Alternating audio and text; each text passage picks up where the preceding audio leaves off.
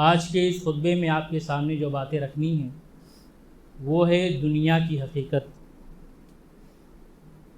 اس دنیا کو اللہ رب العالمین نے ایک امتحان گاہ اور آزمائش گاہ بنایا ہے، اور ہمیں اور آپ کو اللہ رب العالمین نے یہاں پر امتحان کے لیے بھیجا ہے۔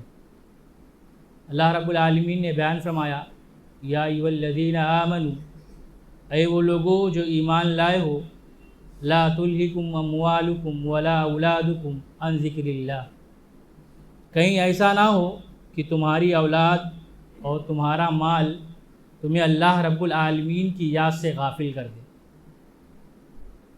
فاولئک ھم الخاسرون، لا تلہکم اموالکم ولا اولادکم عن ذکر اللہ، جو اللہ رب العالمین کی یاد سے غافل ہو جاتا ہے اور اس دنیا ہی کو سب کچھ سمجھ بیٹھے اور صرف اپنے مال اور اولاد کی فکر میں لگ جائے، تو ایسے لوگ خسارہ اٹھانے والے، نقصان اٹھانے والوں میں سے ہیں۔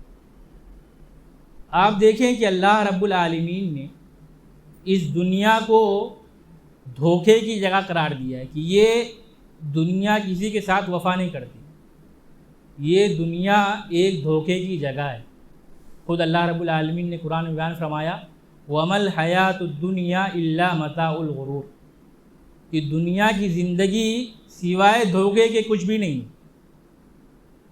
دھوکہ کیسا ہے؟ دھوکہ اس ناحیے سے کہ زندگی اس دنیا کے اندر ایک نہ ایک دن ختم ہونی ہے، بقا کسی کو نہیں۔ اگر کسی کو بقا ہوتی تو وہ ہمارے یا انبیاء، آپ سمجھ لیں کہ نبیوں کی جماعت، لیکن نبیوں کی جماعت کو بھی موت کا مزہ چکھنا پڑا۔ اس کا مطلب ہم میں سے ہر ایک کو موت کا مزہ چکھنا ہے، ہر کسی کو مرنا ہے۔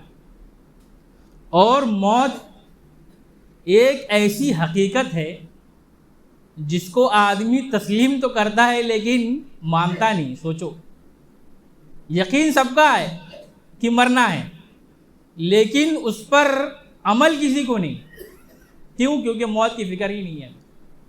تو اللہ رب العالمین نے اس دنیا کو دھوکے کی جگہ قرار دیا ہے۔ سورہ یونس میں اللہ رب العالمین نے اس دنیا کی مثال بیان کی کہ اللہ رب العالمین نے آسمان سے بارش نازل کیا، ایک کسان نے کھیتی کی، اس بارش کی وجہ سے اللہ رب العالمین نے وہ جو دانہ اس نے بویا تھا اس لے لہلاتا کر دیا۔ اللہ رب العالمین بالکل پکے ایک دم تیار ہے۔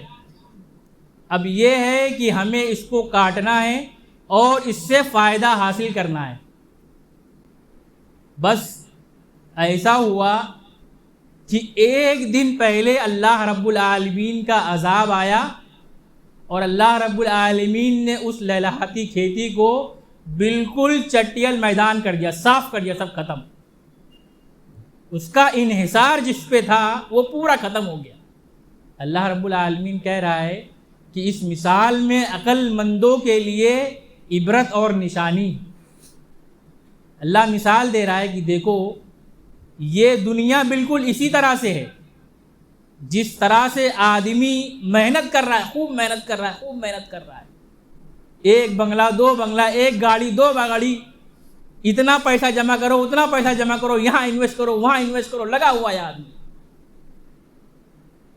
کتنا پیسہ اکٹھا کر لے گا آدمی؟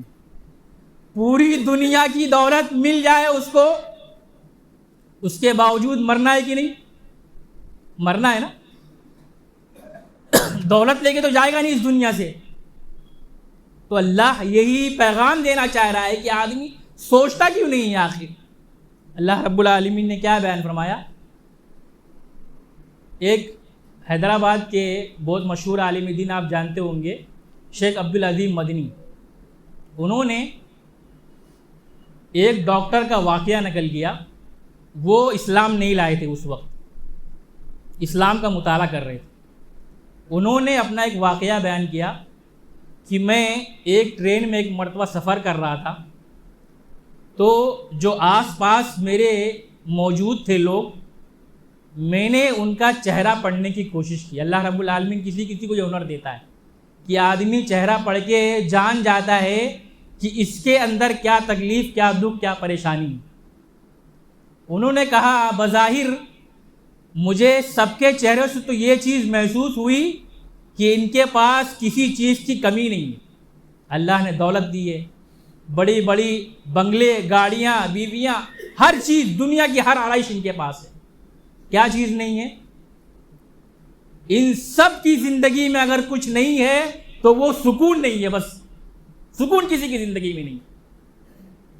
وہ کہتے ہیں میں جب گھر پہنچا تو اس سوال نے مجھے بڑا فکر مند کر دیا کہ آخر اتنا سب ملنے کے باوجود آدمی کو سکون کیوں نہیں ملتا.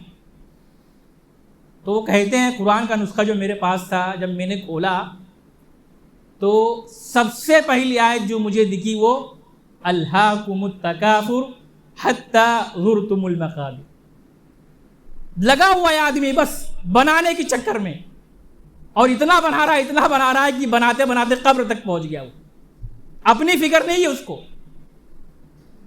اپنے لیے کوشش نہیں کر رہا ہے آدمی، اولاد کے لیے، اس دنیا کے لیے، دنیا کو راضی اور خوش کرنے کے لیے. اللہ کو خوش کرنے کی فکر نہیں ہے. آج ہم دنیا کو خوش کرنے میں لگے ہوئے، اپنے گھر والوں کو، اپنے باس کو، اپنی کمپنی والوں کو. اللہ رب العالمین تو بھیجا تھا کہ مجھے راضی کرو. یہ دنیا اس لیے بنائی گئی ہے کہ مجھے راضی کرو، لیکن ہم اللہ رب العالمین کو چھوڑ کر کے دوسروں کو راضی کرنے میں لگے ہوئے ہیں. دلوں کا سکون آخر کہاں ہے؟ اللہ رب العالمین نے ایک دوسری آیت میں بیان فرمایا کہ حقیقی معنوں میں اگر سکون حاصل کرنا چاہتے ہو تو الا بذکر اللہ تطمئن القلوب. اللہ کی ذکر کے علاوہ کہیں سکون نہیں مل سکتا میرے بھائیو، کہیں نہیں. آپ دیکھیں اسلام واحد وہ مذہب ہے جس نے اس چیز کی تعلیم دی. ورنہ آپ دیکھو کتنے لوگ خودکشی کر رہے ہیں، کوئی کمی نہیں ہے ان کے پاس، دولت ہے، بنگلے ہے، گاڑی ہے، اچھی پوزیشن پہ ہیں، لیکن اس کے باوجود وہ اپنے آپ کو ہلاک کر رہے ہیں، مار دے رہے ہیں. کیوں؟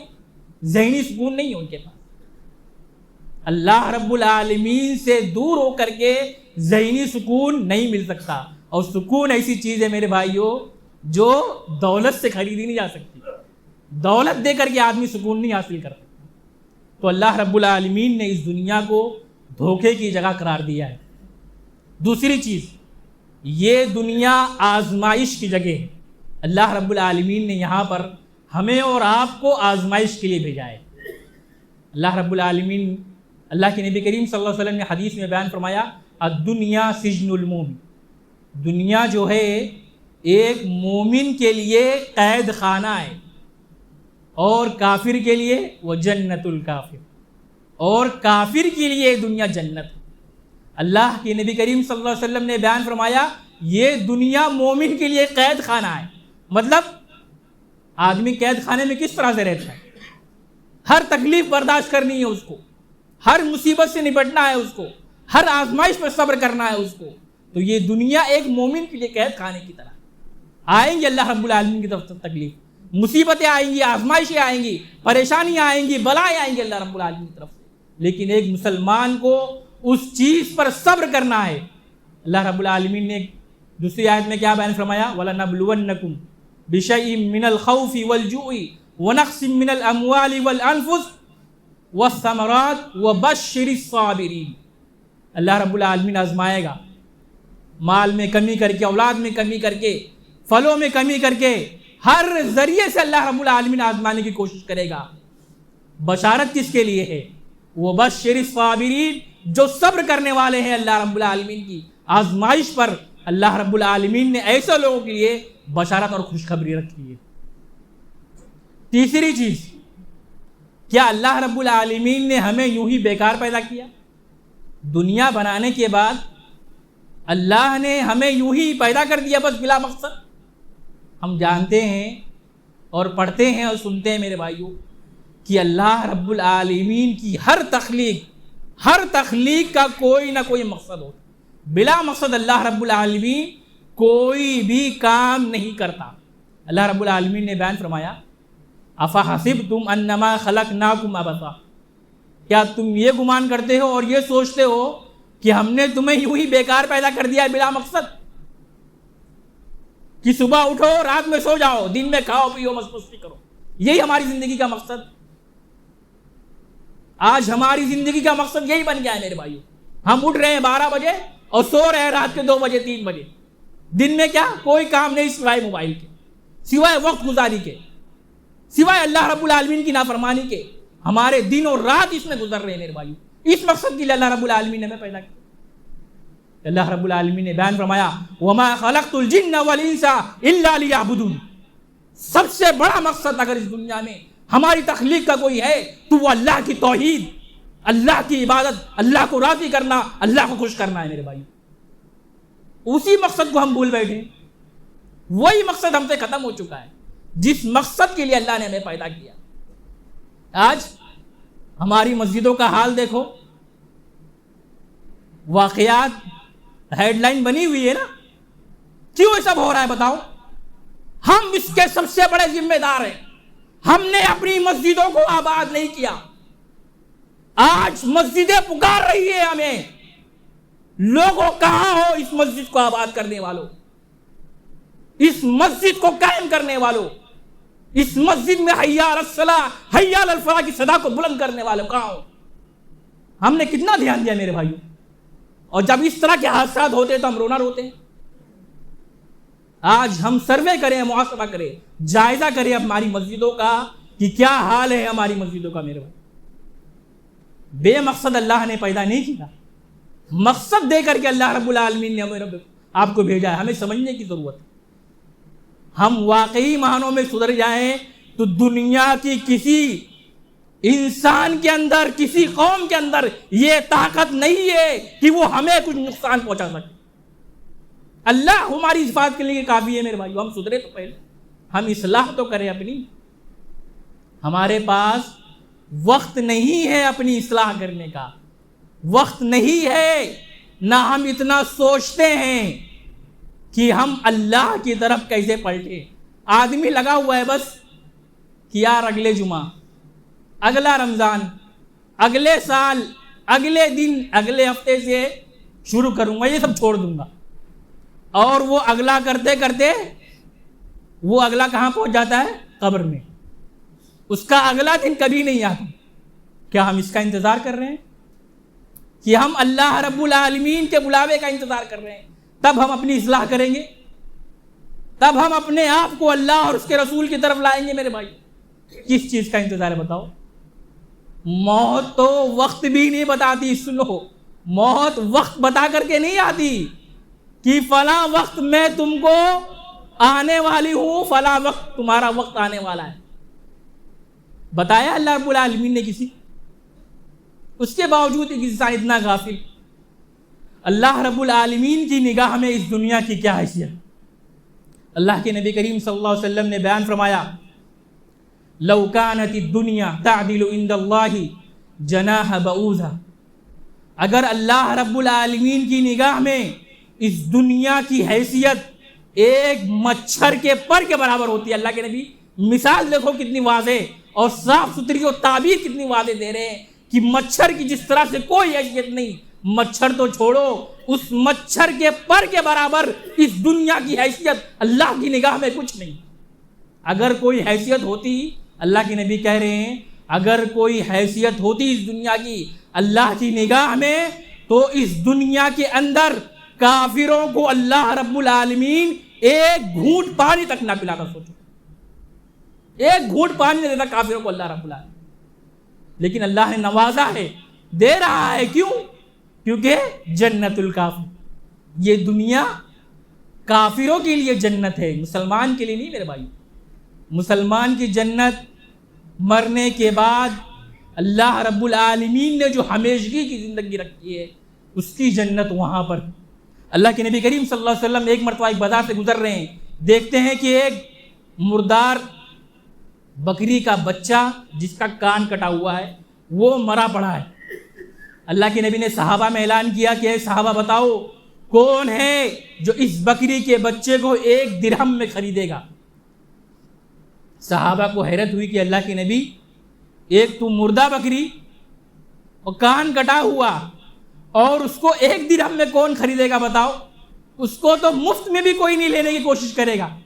اللہ کے نبی کریم صلی اللہ علیہ وسلم نے کہا کہ دیکھو دنیا اللہ رب العالمین کی نگاہ میں اس سے کہیں زیادہ بری ہے، اس مردار بکری کے بچے سے کہیں زیادہ ناپسندیدہ اللہ کی نگاہ میں یہ دنیا ہے، اس دنیا کی حیثیت۔ بل تؤثرون الحیات الدنیا والآخرۃ خیر وابقیٰ۔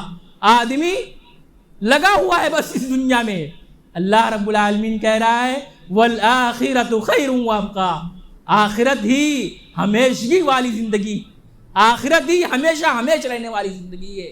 یہ دنیا تو فانی ہے، ایک دن ختم ہو جائے گی، اس کا نام و نشان مٹ جائے گا، اس کا وجود ختم ہو جائے گا، اور آدمی اسی میں لگا ہوا ہے، اسی کے پیچھے پریشان۔ اللہ کی نبی کریم صلی اللہ علیہ وسلم کی زندگی میں اس دنیا کی حیثیت، اللہ کے نبی کریم صلی اللہ علیہ وسلم نے فرمایا کن فی الدنیا کأنک غریب او عابر سبیل۔ اس دنیا کے اندر ایک انسان کو، ایک مسلمان کو، ایک مومن کو کس طرح سے رہنا اور کس طرح سے ہونا چاہیے۔ اللہ کی نبی نے مثال دی کہ دنیا میں ایسے رہو جیسے ایک اجنبی رہتا ہے یا ایک مسافر رہتا ہے، اس طرح سے زندگی گزارو جیسے ایک اجنبی زندگی گزار رہا ہے اور ایک مسافر۔ کتنا سامان لے کے چلتا بتاؤ مسافر؟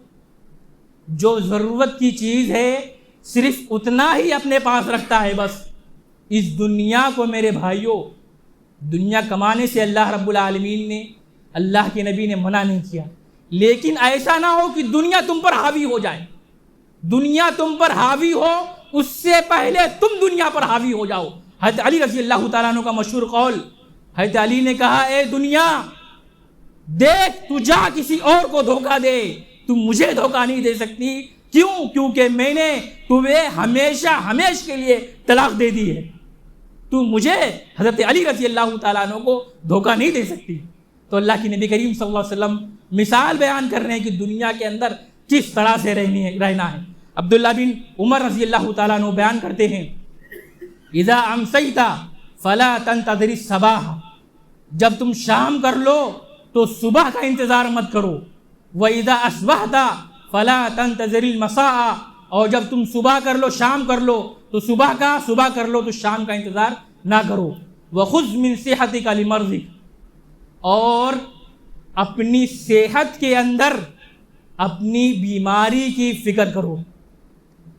اپنی صحت کے اندر اللہ رب العالمین نے صحت دی ہے تو اس صحت کو غنیمت جانتے ہوئے کہیں ایسا نہ ہو کہ اللہ رب العالمین کوئی بیماری نازل کر دے، کوئی بیماری بھیج دے اور اس کے بعد تم اللہ کی عبادت نہ کر سکو۔ ہمارے نوجوان خصوصی طور پر، یا وہ لوگ جو صحت مند ہیں یا وہ لوگ جو عبادت گزار ہیں، وہ یہ سمجھتے ہیں کہ ہمیں کچھ نہیں ہو سکتا۔ شیخ عبدالعظیم کا جو میں نے واقعہ بیان کیا، انہی کے ایک چھوٹے بھائی عبدالحسیب مدنی، ابھی کچھ مہینوں پہلے سوشل میڈیا پر ان کا یہ واقعہ گردش میں تھا۔ وہ کہتے ہیں کہ ایک 26 سالہ نوجوان نے، کتنے سال؟ 26 سال کی عمر، 26، میرے پاس فون کیا اور اس نے کہا شیخ میں نے اپنے ہوش میں نہ کوئی گناہ کیا، نہ کسی پر ظلم کیا، نہ کسی کو ستایا، نہ کوئی ایسا کام کیا جو اللہ اس کے رسول کی نافرمانی والا کام۔ شیخ نے پوچھا مسئلہ کیا ہے؟ وہ کہتا ہے کہ اللہ رب العالمین نے مجھے بلڈ کینسر میں مبتلا کر دیا۔ 26 سال کا نوجوان عبادت گزار ہے، عبادت کرنے والوں سن لو، نوجوان ہے، نوجوانوں سن لو، ایسی بیماری اللہ نے اسے دے دی، کہتا ہے پوری دنیا میں اس کا علاج نہیں۔ مجھ سے کہا کہ امریکہ جاؤ، ہو سکتا ہے ہو جائے۔ وہاں گیا، ان لوگوں نے کہا مشکل سے 2 سال کی مدت تمہارے پاس ہے بس۔ ہمیں گھمنڈ ہے، کس چیز کا گھمنڈ ہے؟ جوانی کا، مال کا، اپنی صحت کا اللہ نے کہا لو ہم نے مبتلا کر دیا اس بیماری میں، اب جھیلو۔ کس چیز کا گھمنڈ ہے میرے بھائی؟ شیخ کہتے ہیں میری آنکھوں سے آنسو آ گئے اس وقت، 26 سال نوجوان ابھی، اور اس قدر بیماری میں رو رو کر اپنی تکلیف اور پریشانی بتا رہا ہے میرے سے۔ میں نے اسے سمجھایا کہ دیکھو ہمیشہ آزمائش اللہ رب العالمین کی طرف سے امتحان لینے کے لیے نہیں آتی، کبھی کبھی اللہ رب العالمین آزماتا ہے درجات کو بلند کرنے کے لیے۔ ہو سکتا ہے اللہ نے تمہارے پاس 2 سال کا موقع دیا ہے، دعائیں کرو، ذکر و اذکار کرو، اللہ رب العالمین سے لو لگاؤ، ہر دروازہ جہاں بند ہوتا ہے رب کا دروازہ وہاں کھلتا ہے میرے بھائی۔ جڑو اپنے رب سے، ہمیں غرور میں مبتلا ہونے کی ضرورت نہیں میرے بھائی۔ اللہ نے صحت دی ہے تو اس کا خیال رکھو اس سے پہلے کہ اللہ کسی بیماری میں مبتلا کر دے، اور اللہ نے زندگی دی ہے تو اس کو اللہ اور اس کے رسول کے مطابق گزارنے کی کوشش کرو اس سے پہلے کہ اللہ موت دے دے۔ اللہ موت دے دے اس سے پہلے میرے بھائیوں، اس زندگی کو، اس سانسوں کو جو ہماری ہر سانس چل رہی ہے، اس کو غنیمت جانو، اس کو غنیمت جانتے ہوئے اپنی زندگی اللہ اور اس کے رسول کے بتائے ہوئے طریقے کے مطابق گزارنے کی کوشش کرو۔ اللہ کے نبی صلی اللہ علیہ وسلم کو دیکھو، اللہ کی نبی نے دنیا کو کس لحاظ سے اور کس طریقے سے دیکھا۔ اللہ کے نبی لیٹے ہوئے ہیں، حضرت عمر رضی اللہ تعالیٰ عنہ داخل ہوتے ہیں، دیکھتے ہیں کہ اللہ کے نبی کے گال پر، رخسار پر چٹائیوں کے نشان ہیں۔ حضرت عمر رضی اللہ تعالیٰ عنہ رونے لگ جاتے ہیں، یہ اللہ کے نبی کیا حال ہے؟ اس دنیا کے اندر قیصر و کسریٰ جو اللہ کی دن رات نافرمانی کر رہے ہیں، اللہ نے اتنا نوازا ہے، اور آپ اللہ کے رسول ہو کر کے آپ کا یہ حال ہے کہ آپ کے پاس سونے کے لیے ایک تکیہ نہیں۔ اللہ کے نبی نے کہا اے عمر کیوں روتے ہو؟ کیا تم اس بات پر راضی نہیں ہو عمر کہ اللہ نے ان کے لیے دنیا رکھی ہے اور ہمارے لیے اللہ رب العالمین آخرت رکھی؟ اللہ نے ہمارے لیے آخرت رکھی ہے میرے بھائی۔ اللہ کے نبی کی زندگی کا معاملہ یہ ہے کہ اللہ کے نبی نے 3 دن مسلسل اللہ کے نبی نے کبھی پیٹ بھر کھانا نہیں کھایا۔ اللہ کے نبی کی زندگی کا حال یہ ہے، وفات سے 1 دن پہلے نبی کے گھر میں چراغ جلانے کا تیل تک نہیں ہے، تیل تک موجود نہیں ہے اللہ کے نبی گھر میں۔ یہ دنیا کی حیثیت اللہ کے نبی کی نگاہ میں، اور ہم نے دنیا کو سب کچھ سمجھ رکھا ہے میرے بھائی، لگے ہوئے ہیں بس کہیں سے بھی آنا چاہیے۔ اللہ رب العالمین نے بیان فرمایا اس دنیا کی زندگی سوائے دھوکے کے کچھ نہیں، وَمَا الْحَيَاةُ الدُّنْيَا إِلَّا مَتَاعُ الْغُرُورِ۔